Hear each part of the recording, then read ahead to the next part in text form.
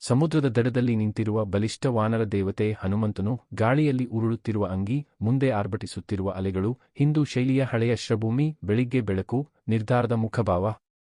ಆಕಾಶದಲ್ಲಿ ಹಾರುತ್ತಾ ಸಮುದ್ರದ ಮೇಲೆ, ಹಿಂದೆ ಪರ್ವತಗಳು ವಾಲುಹೆಣೆಯಲಾಗಿರುವಂತೆ, ಕೈಯಲ್ಲಿ ಗದೆಯೊಂದಿಗೆ, ನೀರಿನ ಮೇಲೆ ಬೀಳುವ ಸೂರ್ಯಕಿರಣಗಳು, ಪಕ್ಕದಲ್ಲಿ ಹಾರುತ್ತಿರುವ ಹಕ್ಕಿಗಳು, ಪೌರಾಣಿಕ ಶೈಲಿ.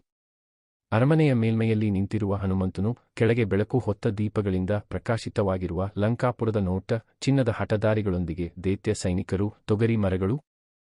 ತೋಟದಲ್ಲಿ ಅಶೋಕವಾಟಿಕೆ, ಮರದ ಕೆಳಗೆ ದುಃಖದಲ್ಲಿ ಕುಳಿತ ಸೀತಾ, ಸುತ್ತಲೂ ರಾಕ್ಷಸಿಯರು ಗಸ್ತು ನಡೆಯುತ್ತಿದ್ದಾರೆ. ಮರದ ಮೇಲೆ ಹನುಮಂತನು ಲುಕುಮಾಡುತ್ತಾನೆ, ಚಂದ್ರನ ಬೆಳಕಿನಲ್ಲಿ ಮೃದುವಾದ. ಸೀತೆಗೆ ರಾಮನ ಹೆಸರಿರುವ ಚಿನ್ನದ ಉಂಗುರ ತೋರಿಸುತ್ತಿರುವುದು, ಸೀತೆಯ ಮುಖದಲ್ಲಿ ಆಶಾಭರಿತ ನೋಟ, ತೋಟದ ಹಿನ್ನೆಲೆ, ಭಾವನಾತ್ಮಕ ಕ್ಷಣ.